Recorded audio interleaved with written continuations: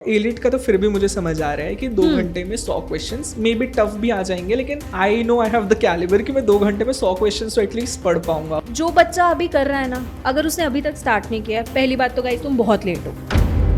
Preparation दोनों की करता रहूं ऐसा बस बोलने के लिए। मॉक सिर्फ क्लैट पीजी के अटेम्प्ट करूं। आप चीजें सेम पढ़ रहे हो substantially, but how you approach the question is very different in CLAT and very different in AILET. So देखो यार, सिंपल सी बात है, एक क्वेश्चन बहुत मैटर करता है। उस बच्चे से पूछो जो बस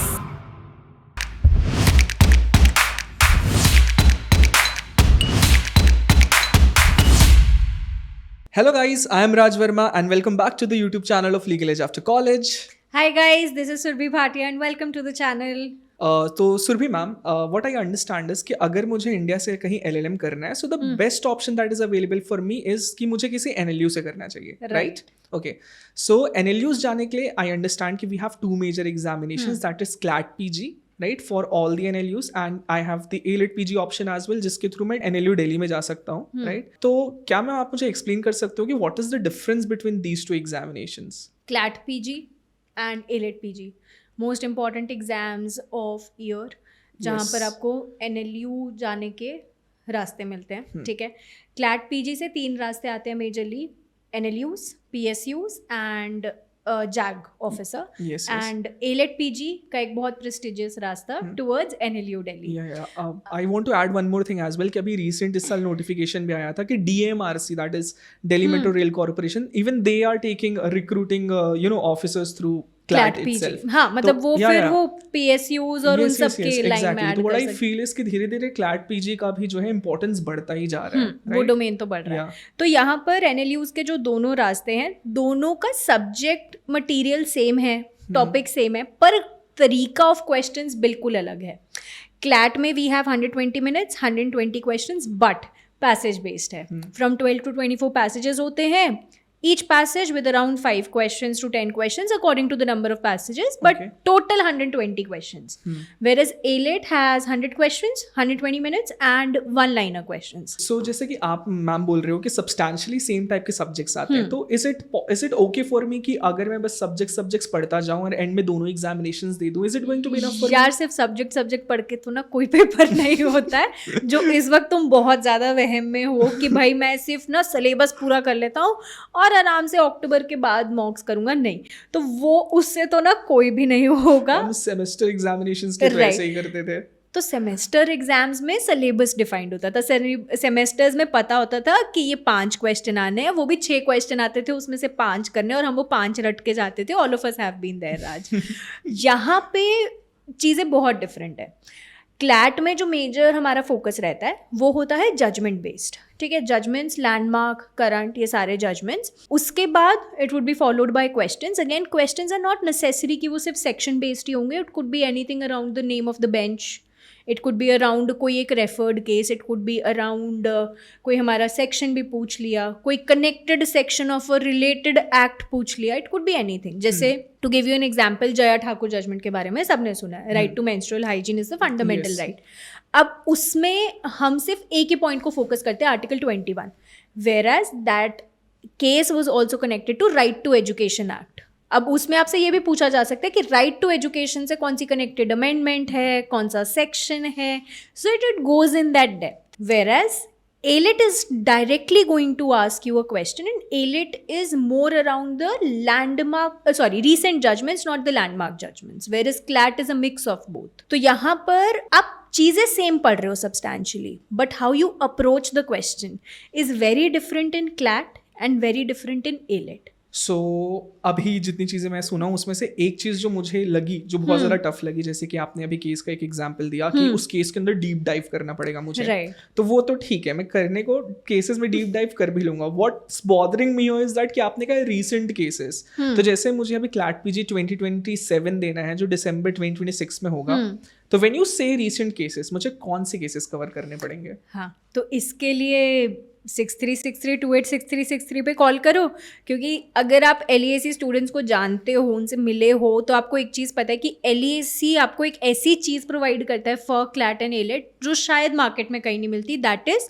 हर मंथ के टॉप 15 केसेस, हर मंथ के टॉप 15 केसेस। और ऐसा नहीं कि बस दे दिए, अ प्रॉपर समरी जिसमें we tell you the facts, हमारे रेफर्ड केसेस, प्रोविजंस कौन से हैं, name of the bench, everything. And it's not just कि PDF प्रोवाइड होगी, every Saturday we hold specific case specific classes for you, जिसमें हम cases discuss करते हैं।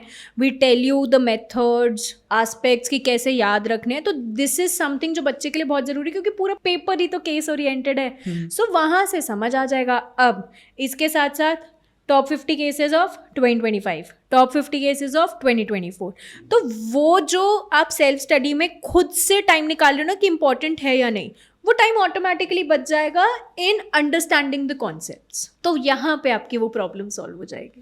That is good, but I can think of one more problem here. Elite का तो फिर भी मुझे समझ आ रहा है कि 2 घंटे में 100 क्वेश्चंस मे बी टफ भी आ जाएंगे, लेकिन I know I have the calibre कि मैं 2 घंटे में 100 क्वेश्चंस तो एटलीस्ट पढ़ पाऊंगा। शायद आप NLU दिल्ली को अंडर एस्टिमेट कर रहे हो। जैसे अब लास्ट ईयर NLU दिल्ली ने CPC ने धप्पा कर दिया था पेपर में। CPC सिलेबस में नहीं था for CLAT and elite.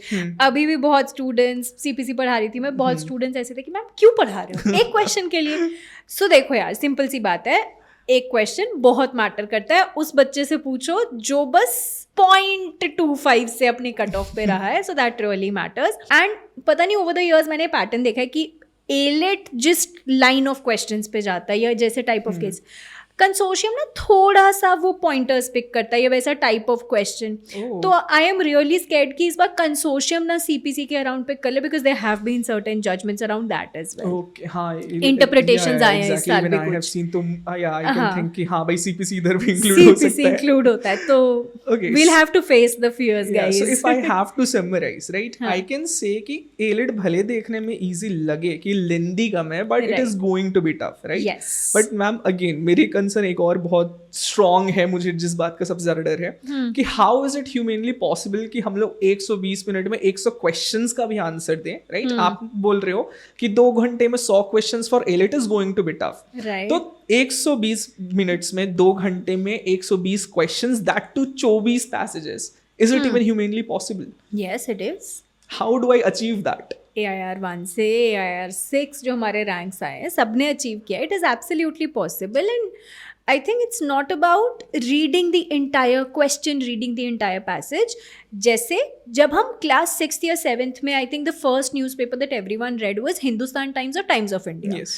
Hindu तो हम अब रोते रोते पढ़ते, but Times of TOI तब schools में मिलता था। Tribune, TOI and Hindustan Times was something I started with. तो we used to read every word of it. Whereas आज जब हम पढ़ते हैं, we jump on the words. Right, I won't read my name is Surbhi, I would just read name and Surbhi. मैं words eliminate करूँगी. This is a skill जो बच्चा with that reading practice लाता है. Okay, so how do I achieve this skill if nobody is there? कि अगर मेरे पास इतना caliber ही नहीं है कि मैं reading practice करूँ यहाँ पे, do we have anything जिससे हम develop कर सकते हैं? क्यों नहीं होता? Live law, ठीक है। लाइव लॉ में बहुत लोगों को लगता है सब्सक्रिप्शन चाहिए, बट लाइव लॉ में दिन के जो भी जजमेंट्स, जैसे आज के जो भी जजमेंट्स है या डिसीजंस आए हैं, वो आपको फ्री मिलेंगे। नेक्स्ट डे आपके लिए ये सब्सक्रिप्शन मॉडल पर आ जाएंगे, ठीक है। सो आप हर दिन एक लाइव लॉ का आर्टिकल पढ़ सकते हो। देन इंडियन कानून, that's a law students favourite, right. हमें भी तुम्हें केस पढ़ाना होता है तो Indian Kanoon is a go to source. Indian Kanoon पढ़ सकते हो। And also just don't read it, because वहाँ पर घड़ी की टिक टिक चल रही है, तो तुम्हें टाइम बेस्ड प्रेशर में वो रीडिंग करनी है। So what you need to do is, Indian Kanoon देखा कितना बड़ा है, एक टाइमर लगाओ, एक हफ्ता बस ये देखो कि मैं कितनी देर में पढ़ पा रहा हूँ। Supposedly you are able to read that entire judgement in 30 minutes. उस टाइम नोट्स मत बनाओ, बस एक रन थ्रू रीड करो। 2 हफ्ते बाद ट्राई करो कि उतना ही पार्ट ऑफ जजमेंट क्या मैं 20 मिनट्स में पढ़ पा रहा हूँ, 15 मिनट्स में पढ़ पा रहा हूँ। इससे टाइम इंप्रूव होगा, रीडिंग स्पीड इंप्रूव होगी, आपकी नॉलेज बढ़ेगी, केसेस के ऊपर कमांड बढ़ेगी। So it's a win win. मतलब क्लैट अगर तुम्हें क्लियर करना है, इट इज़ टाइम कि तुम्हें हर दिन अपने शेड्यूल में वो 20 से 25 मिनट रीडिंग को डालने ही डालने पड़ेंगे। Another source that I started recommending is Indian express का एक्सप्लेन्ड.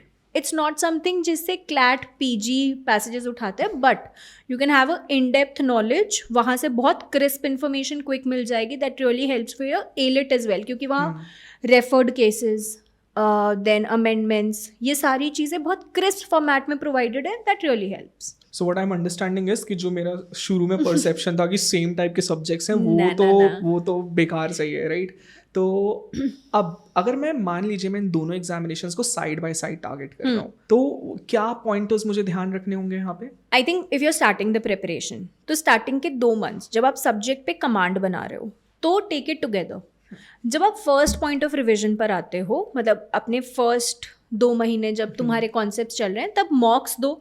अब इसी वजह से ना we have even started at LAC कि हम वेंसडेज को एलेट का मॉक करवा रहे हैं, सैटरडेज को क्लैट का, जिससे आपका एक बैलेंस बना रहे. यू गेट टू नो कि किससे कैसे टाइप ऑफ क्वेश्चंस आते हैं. Once you are done with the subject, आप फर्स्ट राउंड ऑफ रिविजन पर आए, तो फर्स्ट राउंड ऑफ रिविजन में अब थोड़ा सा, क्योंकि आपने 3-4 मॉक्स दे दिए दोनों के, now your brain would start clicking कि हाँ यार, सेक्शन नंबर्स वहाँ पे ज़्यादा पूछे जाते हैं, डायरेक्ट क्वेश्चंस वहाँ पूछे जाते हैं. वेयरएज क्लैट में you would focus on the referred cases, you would focus on the name of the bench, you would focus on section numbers as well. So I think CLAT is just a passage based advanced version of ALET. So like you were saying this, but can I do this कि मैं preparation दोनों की करता रहूँ ऐसा बस बोलने के लिए, मॉक सिर्फ क्लैट पीजी के अटेम्प्ट करूँ? So will that cover ALET का प्रिपरेशन as well? जो पेपर देना है उसके लिए ही करना होगा. फॉर एग्जाम्पल कॉन्स्टिट्यूशन सेम ही है, वही 395 आर्टिकल्स, वही पार्ट्स, वही 12 शेड्यूल. पर जब कॉलेज के लिए पढ़ते हैं, जुडिशरी के लिए पढ़ते हैं, UPSC के लिए पढ़ते हैं, क्लैट के लिए पढ़ते हैं और एलेट के लिए पढ़ते हैं, मायने बदल जाते हैं. So this subject can be same, approach has to be different with each paper, because ALET में the options could be close. CLAT में it is about speed and accuracy both, whereas ALET is more about the accuracy. क्योंकि speed आपकी gradually बन जाती है, bit confident around में संभाल लूंगा. क्लैट में तो आप स्टार्ट ही पैनिक से करते हो कि भाई कितने पैसे जाए, पहले पेज गुनो. तो वो चीज होती है, and you have been there, you were one of the person जिनके पेपर में पहली बार 24 पैसेज आए थे. Exactly. So how did you deal with it?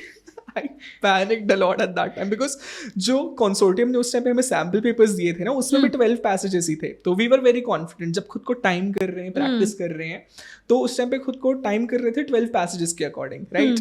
And when I opened the sheet, the question paper, I had 24 passages in front of me, and I was like, what is that? Halfway through, I gave up. In examination of 120 minutes, I sat there for like 5 minutes to get my heads straight, and then I started attempting the question paper from the back, and I could do that, right? Because I went there with a clean mind now कि जितना होगा उतना कर लूँगा, and fortunately I was able to crack CLAT here. So, but it was a huge shocker. तो यार ये तो ना competitive exam में prepared ही जाना होता है that anything can happen. NEET वाला fiasco तुम्हारे सामने है. Not to scare you guys, but I think competitive exam का syllabus होता ही नहीं है. Exactly. जो बच्चे कई बार confuse भी होते हैं कि मैम exactly ये, तो एग्जैक्टली यही का तो कोई पॉइंट ही नहीं है. It's all about how calm you are here, and I think mock ना इसमें बहुत हेल्प करता है. Yes, बहुत योर आइडियोलॉजी फॉर एलेट, जैसे हम लोग भी इनके मॉक सॉल्व करते हैं. अब जब हम क्लैट मॉक सॉल्व कर रहे होते हैं, we have to sit with a different ideology. AILET solve कर रहे होते हैं विद अ डिफरेंट आइडियोलॉजी. मैं अपना पर्सनल बताऊँ, I enjoy AILET more. AILET is much more better. बाकी आई थिंक जो बच्चा अभी कर रहा है ना, अगर उसने अभी तक स्टार्ट नहीं किया है, पहली बात तो गाइस तुम बहुत लेट हो, क्योंकि कंपटीशन बढ़ता जा रहा है. ठीक है, एज राज सर सेड कि जो तुम्हारी अपॉर्चुनिटीज़ हैं वो भी बहुत बढ़ती जा रही है. NLU दिल्ली जाने के रास्ते और बढ़ रहे हैं. मतलब AIT हो गया, ठीक है, अब AIT उसमें खुद 3 कोर्सेज हो गए, तो वो चीज़ें हैं. बट एलेट के थ्रू ही ये सोचो ना, जो मम्मी पापा बोलते थे 6 महीने की मेहनत और बढ़िया ऐश है, और एक्चुअली ऐश है कि NLU दिल्ली से तुम्हारी LLM है या NLU से LLM है. तो अभी तक स्टार्ट नहीं किया, स्टार्ट कर दो, ठीक है, एंड प्रॉपरली स्टार्ट करो. मैं बिल्कुल डिमोटिवेट नहीं करूंगी कि सेल्फ स्टडी कर रही हूँ, बट आई गेस इस टाइम पर instead of collecting the material, if you already have the collected material, Yes.